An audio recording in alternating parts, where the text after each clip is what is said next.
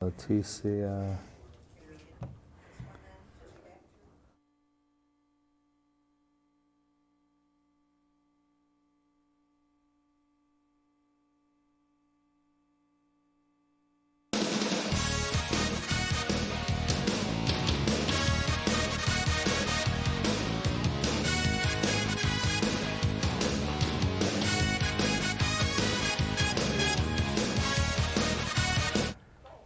Hello, everyone. I'm Marty Ken, along with my good buddy Ken Brown. We're your hosts of the local sports wrap-up here on Wyandotte Cable Channel 15 and YouTube. Yeah. And YouTube. You can get a hold of us on YouTube. Today is Tuesday, January 18th, 2022. Interesting weekend just went down there, sir. How was your weekend? You get to sit back and watch some football? Yes. Unfortunately, I guess obviously I'm a Cowboy fan, and we took another first-round exit. Other than that, my daughter Kayla Brown, she turned 20 years old yesterday, so that's a good deal. Happy birthday, Kayla! Yeah. So, other than that, man, watched a lot of football. Was glad they put one on Monday night, so I got a chance to see Stafford get his first playoff win ever. So I know a lot of local fans are happy about that, or disappointed that he didn't get it here. But no, it was a great weekend, man. Super wild card weekend. It was good. It was a lot of football going down, a lot going on. I didn't have much of a chance on Saturday to watch. I drove to Ohio on Saturday. Yeah. Toledo area? No, farther than that. Okay. What was the name of that town? Where'd they film Shawshank Redemption? It was starts with an M. Mansfield. Thank you, Mr. Jeopardy guy there. What is Mansfield? What is Mansfield for some Okay, so one of my bowlers went down there on vacation, and we had a tournament on Sunday, and it's one of my better bowlers, and as any good coach would do, I asked her parents if I could drive her home Saturday night, weather permitting. I wasn't going to drive that far to get her, but it was a great day because me and Kimmy left about 3 o'clock, and I was picking her up about 9:30. They got this tubing thing going on, a winter wonderland, a ski resort and everything, which you can tube down these runs which are all decked out in lights, LEDs and stuff. So it's fun for kids. And Summer really wanted to bowl, and I really wanted Summer to bowl. So I drove down there an hour and a half, whatever. It took about 2.5 hours. And but we got down there, had a nice meal, walked around the downtown area a little bit, farted around till 9:30, went to the hotel where they were at, and the thing was over with at 9, and they pulled up, and then she jumped in my car, and I had her home and in bed by midnight. I got you. And we had to start at 9 a.m. the next day. Okay. And good thing we had her. All right. So what happened after that, after you went and got Summer? Well, we won the tournament, which go Lady Bears, okay? The Lady Bears won the second tournament, actually the third tournament that I've been involved with them. It's the Wayne County Varsity Bowling Tournament. They had a boys division. The Wyandotte boys were qualified 8th in the roll-off and lost to the 1 seed. Okay. We qualified 3rd. And I'm just going to give a shout-out to Leticia Martinez, Brooklyn Forrester, Summer Calgar, Jessica Deal, Lauren Marino, Angelita Rodriguez, and Malin Ellis. Okay. Our teammates, and they bowled fantastic. I mean, we qualified 3rd, and then we got to bowl the 6th seed, Taylor. And we talked about that meet last week. Well, Taylor took it to us a little bit. They went up 10-0, and then a girl shot 253, and they won the team game by 13 sticks. We needed to win 2 team games after going down 10-0, and so we lost another ground. Now we have 2 losses in the league. Taylor's got a half a loss. Lincoln Park's got 1 loss. We bowl them this Thursday, Lincoln Park. But anyway, so we knocked Taylor right out of it. In fact, the first game we crossed with them. You bowled 3 team games and you bowled 4 Baker games, and then that was where you were seated. Okay. So it was a whole day of bowling. We started at 9. We left here at 5 o'clock. Whole shift, yeah. Yeah. So, but we slapped Taylor the first team game. I was very happy about that. Sorry, Dan, but we slapped them. And then we got them in the first round, and it wasn't even close. They beat us in the Bakers, 10-0. We beat them by easily 85 pins. It's 2 games total pins. They weren't in either. By the 5th frame of the second Baker, the match was over. So I was happy for the girls. Okay. So now you got to take it on and bowl the 2 seed, and we did the same thing. We won the first team game by I think 12 or 14. Angelita struck out to give us a 14-pin lead, and then we went to the second game, and it gets down to the 10th frame, and their anchor bowler can strike. Angelita throws the first one, and then their anchor bowler, literally, we can't shut her out, because if she matches Angelita, we're going to lose the match, and she left a big old split, their anchor bowler, good. And we moved on. Okay. And then the third team was Clarenceville, and that game was ours. It was we had 19 pin lead after the first game, and they started out with 5 opens, and we didn't. And more power to the girls. Our lowest block in the whole Bakers, the 2 in league and the 3 in the match was 320, and that was our lowest block, and that was the second one that we just snuck by the 2 seed, because we shot 360 something against Taylor. All right, it's about buck 90, buck 85 average. Yeah. And then the last match we shot good. We shot 340 something in the last match. I couldn't have been prouder. Sometimes they choke me up, them girls. You know. But it was fun for being there all day. And Kimmy, after we went down and had the day, she came to the tournament and she hung out, and it was nice. It was just a nice weekend all around. And then we filming late, but I was just at a match, and we took care of Allen Park, low team in our league. But go Lady Bears. Lady Bears bowling. That's right. There it is. 2 tournaments this year. 2 tournaments this year, and I got a second and a first. And here I thought this was a rebuilding year. Now I have to. You just reload. Right. Yeah. You just reload. Yeah. And the beauty of it is I've got a freshman and 3 sophomores on that roster. Right. And your anchor's a junior, right? Yes, she's coming back. Okay. And then my 2 seniors. So, think about that.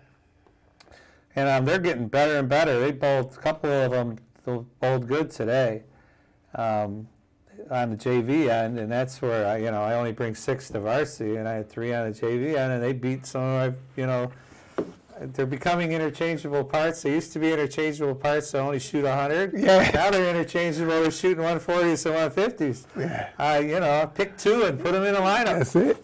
Yeah. It makes my job easier. But we got a big match on Thursday, and I just hope we can continue and take down Lincoln Park, because they're solid. They've got 3 good bowlers. And, it's at our house, though, so we'll see. Go Lady Bears. Go Lady Bears. Bowling is a sport. Don't let anyone tell you otherwise. Yeah. You can pull a hamstring.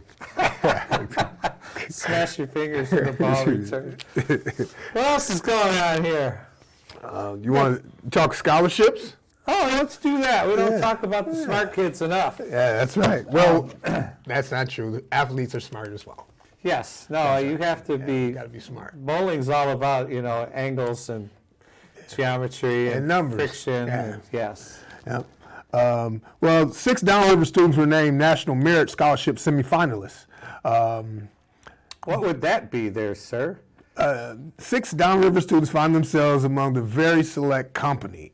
It's the 67th Annual National Merit Scholarship Program. High school seniors are academically accomplished students who are now eligible for continued competition in the program that awards national merit scholarships worth more than $30 million every spring. Wow. And there are 16,000 semifinalists for this National Merit Scholarship, and they get to split $30 million pot, basically. You Or said only- 16,000 semifinalists. Yes, and this is the 67th annual program. Wow. So it's been around for a long time. Yeah. If it was 15,000 into 30 million, that'd be about what a piece? 200 grand? Come on. Yeah, something like that. So like, yeah. I didn't do the math Me at neither. home, Yeah. but at 16 it'd be a little less than that. But I'm going to assume not everybody gets it. Right. I mean, $30 million does seem like a lot of money that would, help those students. And I know that my daughter Kayla was a national. She didn't get that, but she was a finalist, a semifinalist as well. Good for her. So there's a lot of money out there, and that's good. Both Grosse Ile and Carlson's are well represented, with each having 2 students on the list. Wow. The other schools represented are Allen Park and Trenton High School. So we have Daniel Heilman. He's from Grosse Ile, and he wants to attend the U of M. Let me spit that out. It's easy for you to say. Ann Arbor. But he hasn't settled on a major yet. Okay. We got Live Oak. Donald. Live Oak, who attends Allen Park High School. After graduation, he would like to go to Massachusetts Institute of Technology, MIT to us, right? Yes. And study mathematics and physics. Mathematics and physics. That kid's probably smart. Then we have Shivam Patel. He's at Carlson in Gibraltar. He's pursuing a career in medicine at either the University of Michigan, Ann Arbor, or Boston University. Now, that's a huge medical school, Boston University. So more power to him, sir. We also have Seth Perko, the second semifinalist attending from Grosse Ile. Said his current plans are to attend U of M Ann Arbor to study chemistry. Hey, my daughter's a chemistry major. Okay. Good for him. Yeah. Adhav Rahish, second finalist from Carlson, hopes to attend another MIT, Massachusetts Institute of Technology, to obtain a degree in computer science. And then the final one from downriver is going to be Zanetti? Steven Zanetti. He's a student at Trenton High School, and he plans to study mathematics at the University of Michigan of Ann Arbor. See a pattern developing with these kids? Mathematics, computers, or medicine. That's it. And then I bet you that has something to do with it, what that scholarship pays for, right? More times than not, those scholarships put this is what we'll fund type of deal. And I know when Kayla was going, she was going into medicine, so that would have fit. Yeah. No, congratulations, downriver students. We got 6 of them. Yeah. With an that's pretty opportunity, cool. 6 out of 16,000. Right. To but make a shot. You're not giving that whole $30 million to 10 of them. No. You know what I mean? You're right. There's a lot of kids that are going to get. Yeah. 16,000 semifinalists. Well, good luck to those kids. I hope it all works out for them. And their grades alone are going to get them something. Yeah. You know, that's the good thing. Big match in basketball last weekend. It was Taylor High at Lincoln Park. It was varsity basketball, both undefeated teams in our league, Taylor and Lincoln Park. And Lincoln Park has now won 3 in a row. They took down, where's the score here? 52-36, they took down Taylor. So Lincoln Park ended up being 4-0 in the league then after they beat them, right? They are league leaders. And then Taylor falls to 3-1. 3-1. Okay. And I guess it was a pretty good game. I just realized I've known Chris Simons for a long time. He is the owner of the White Rhino in Melvindale. And he always talks about his kids and coaching. And he's the varsity basketball coach over at Taylor. Oh, yeah? For the Griffins, yeah. Okay. They interviewed him a little bit in the article, and he was like, I got to get him to play a little tougher. Yeah. Get the bodies up against a little more defense. But it got to be a good learning experience. Losing stinks, for lack of a better term. And to get, it builds character. Definitely. But lots of losing doesn't. No. But losing the tight games definitely Right, and it's a good opportunity to see where you are. You know, when you get an opportunity to battle for first place early in the season, gives you an opportunity to see where you are, see what you need to work on. I know he mentioned that they had some kids that were going to come back, and they were just getting over injury from the Wednesday game. So as they get strong, perhaps Taylor's pretty strong in basketball. That is the sport that they usually excel in this conference. And you make a good point, because look at what Woodhaven did playing, what was it, E-Course last week? And we talked about that, right? Yeah, because they were like, the Woodhaven coach says, hey, listen, we're going to meet these guys down the line. The more non-league games we can schedule with the, the better teams, it's going to be better for his team. Yeah, it's just getting this team better. You know, the whole preparation is to get your team better for the March Madness tournament, even in high school. You know, you want to get through the districts and through the regionals and advance. So the better competition you can play, that's definitely going to create a better atmosphere and team environment for you. So.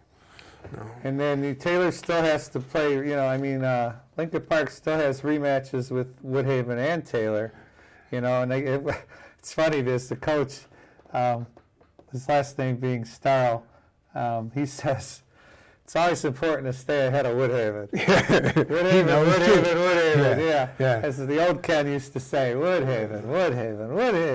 But he's right, you got to stay ahead of those teams, if you're going to play them. Yeah. The other interesting thing for Wyandotte is that they play both of those teams next. I mean, they play them back to back. They're going to play, I believe they're going to play Taylor first, and then they play Lincoln Park on the 21st.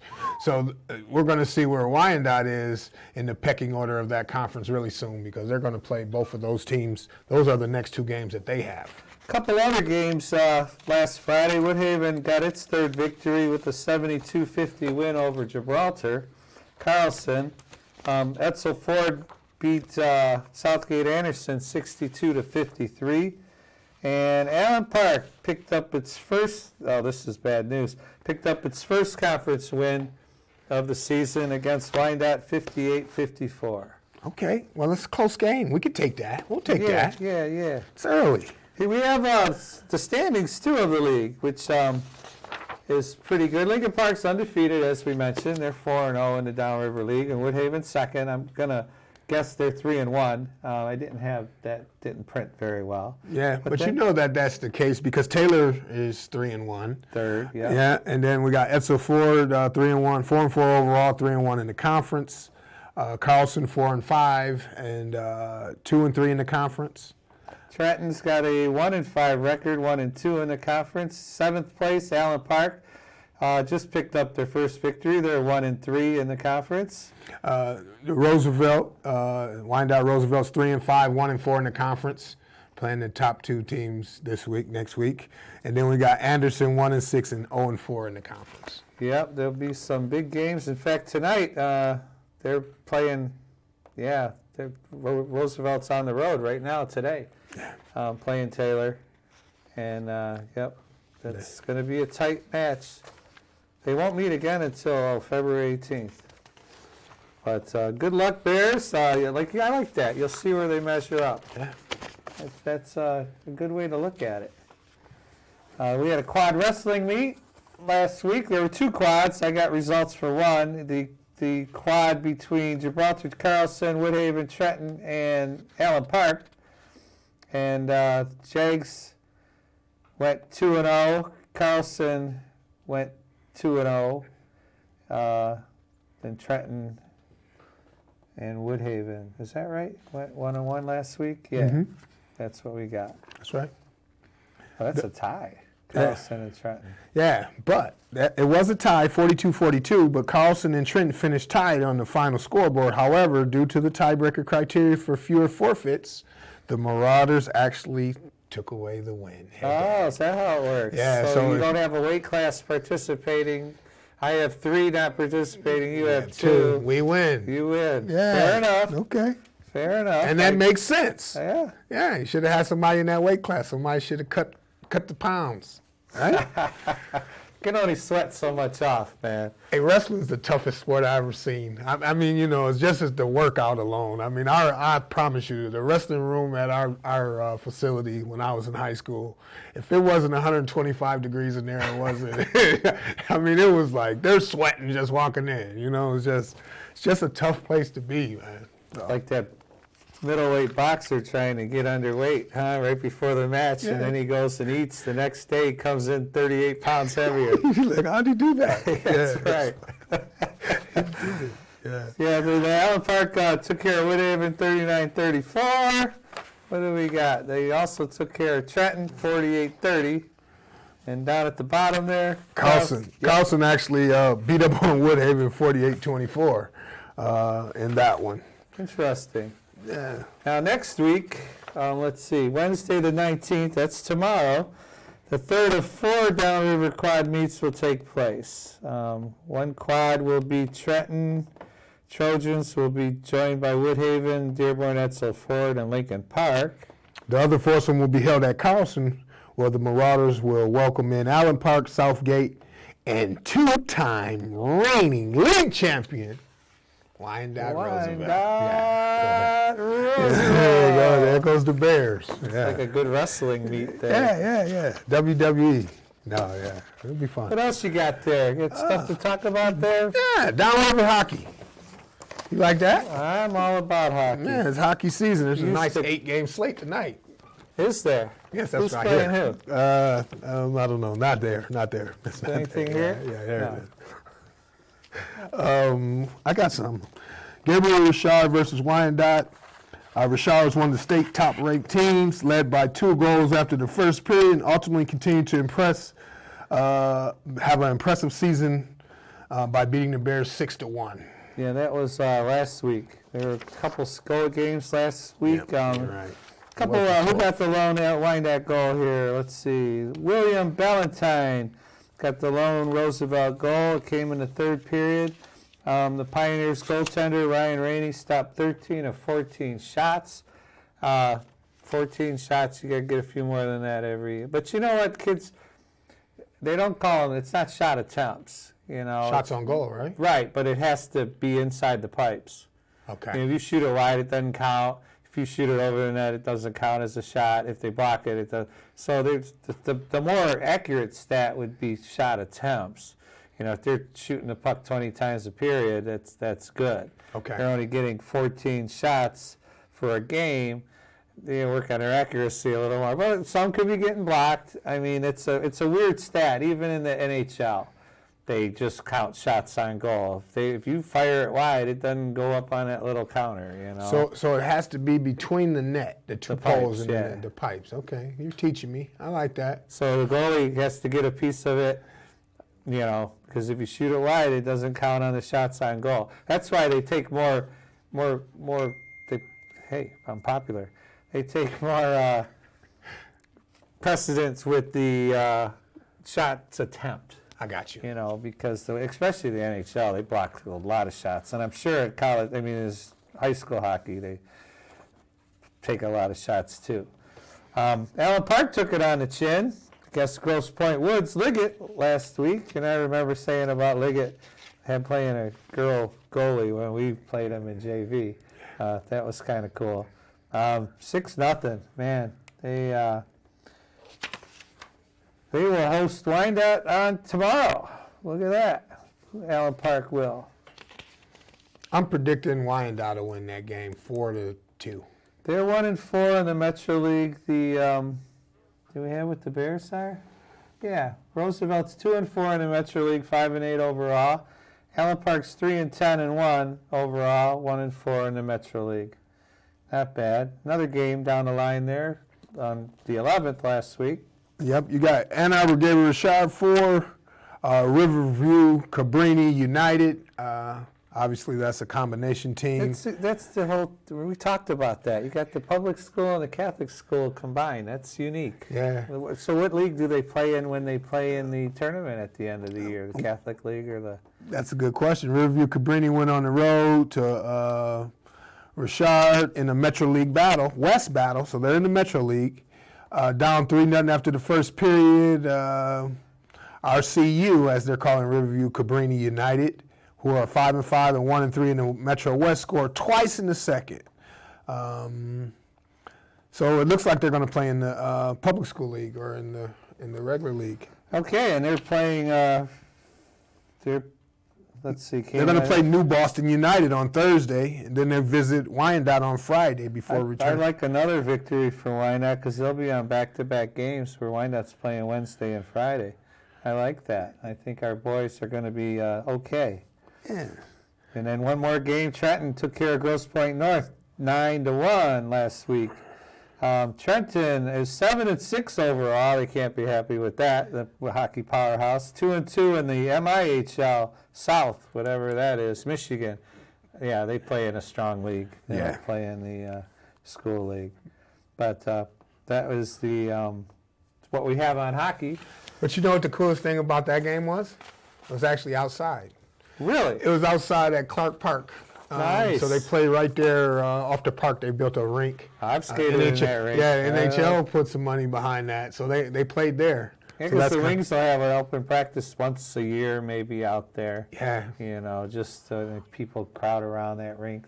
It's pretty cool. You're right, though. It needed refurbished, so Illich put up. You know, that family's got enough money. A couple pizza donations that way, right? Yeah. Could have built a dome over that thing with all the money they got. All right, as we wrap up, let's see. Big weekend last weekend in sports.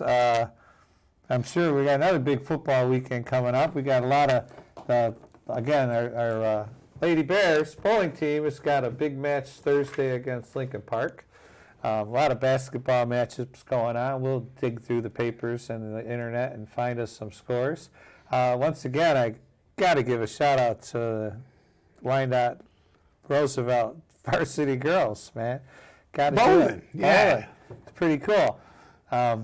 We had a good time. I mean, it's funny, after the first 3 team games, man, it was like no one wanted to be there. We were all quiet and stuff. I took them back into the bar area and I said, listen, we're supposed to be having fun, first of all. And secondly, I don't want to take full credit, but could you have some energy? Could somebody have some energy? You guys all look like, why are we here? We've been here 3 hours already, and we still got a long way to go, And they picked up the energy level, and their bowling got better. So it's hard. It's hard to spend 8 hours at a bowling center and compete, and then have practice the next day. Sure. Because Coach is a slave driver. Coach wants to win. Coach wants to win. Thank you, Ken. Yeah, that is a good answer. Yeah. Coach wants to win. Yeah. So I have nothing but high hopes for the girls this week. And how about you? Got any plans? My wife's birthday is next Tuesday, so I'm trying to get some brownie points around the house. That's about it. We'll be in here, so you better start to stack them up, because we'll be in here next Tuesday. Right. I'm going to get in trouble. Yeah, it'll be fun. We can all go out to dinner after if you want. We'll go out Monday. I'll take her back to the Roman Village for her birthday. Yeah, we'll have fun. Treat her like royalty. That's it. Well, happy birthday, Chantel. That's right. That's right. I can't forget that name. No, please don't. No. And I can't wait next week to talk about the Trenton showcase. Trenton's going to have a their hockey tournament. Yeah, it's always it's a good in February. One. Yeah, February 4th that weekend. So we'll talk about that next week. We will, a little bit about that. I'm Marty Ken. Ken Brown's here. I want to say hi to my mom.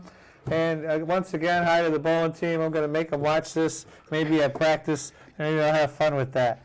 And we will see you next week. Thanks for watching. Get us on YouTube. Email us. You know how to get a hold of us.